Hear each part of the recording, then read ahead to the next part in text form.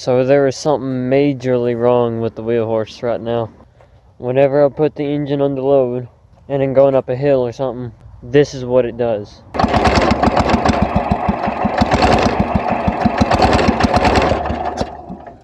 I have never had a mower, or any engine for that matter, do this before. We're getting a new ignition coil soon. If the engine is still doing this, I can put that on there and see if that'll work, but I don't think that's going to fix the issue.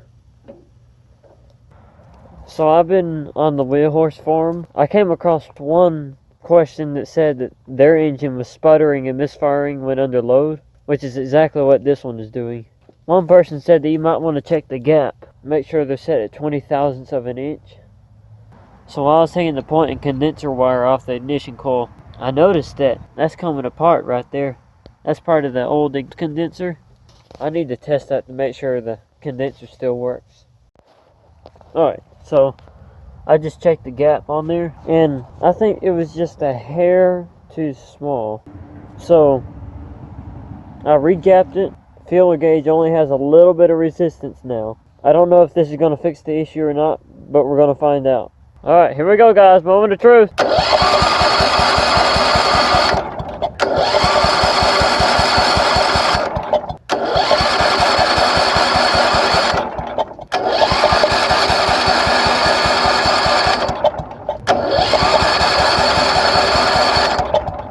Alright, it's not starting. So I just took the spark plug out, and I noticed some kind of orange substance on there. That's not normal. I think I'm probably going to pull the head off of there too, just to see what it looks like. Alright, so it's actually 3 days later. The first thing I want to try is to readjust the gap on the mower. Alright, so it's actually the next day again. I've been reading online about misfiring and stuff, and a lot of people have said that valve clearance could be an issue. And me not being a mechanic, I don't really know what that means, so I'm going to do more research about that. After I do that, I'm going to clean the carburetor out and tune it up a little bit. Make it run just a little bit leaner than what it's doing right now. One thing about this mower is it's... Oh boy. Yikes.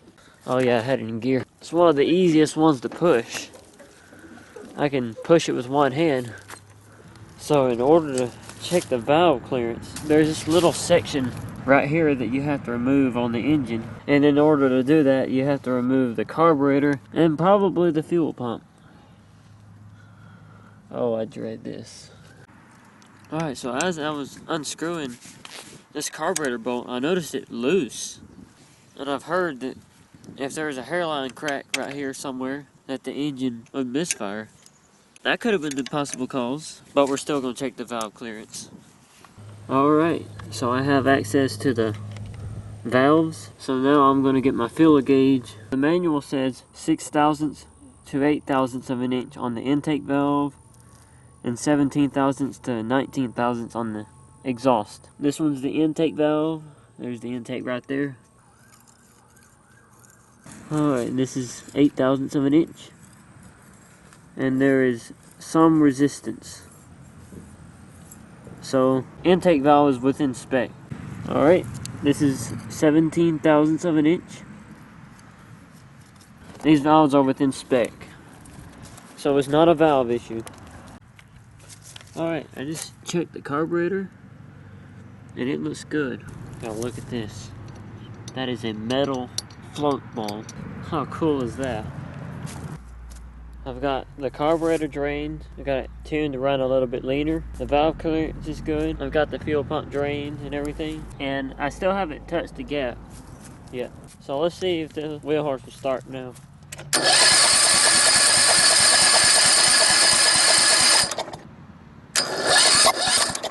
Whoa.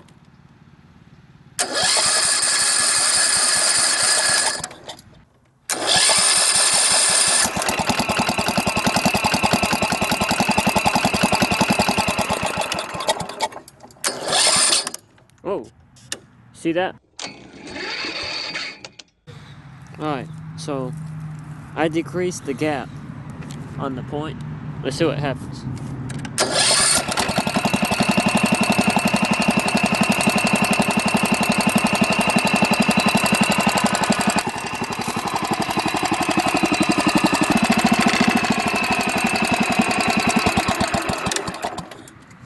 That's all it was.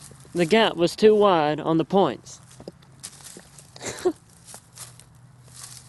I got everything put back together, start her up and go on a little drive.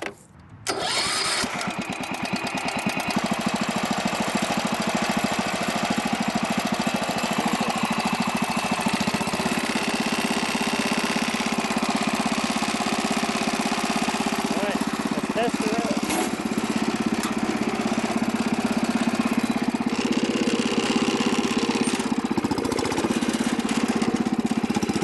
That's gonna do it for this wheel horse video. If you guys enjoyed it, you know what to do. If you're stopping by for the first time and you wish to follow the channel, please subscribe and ring the bell. And I'll see you in the next video. Thanks for watching.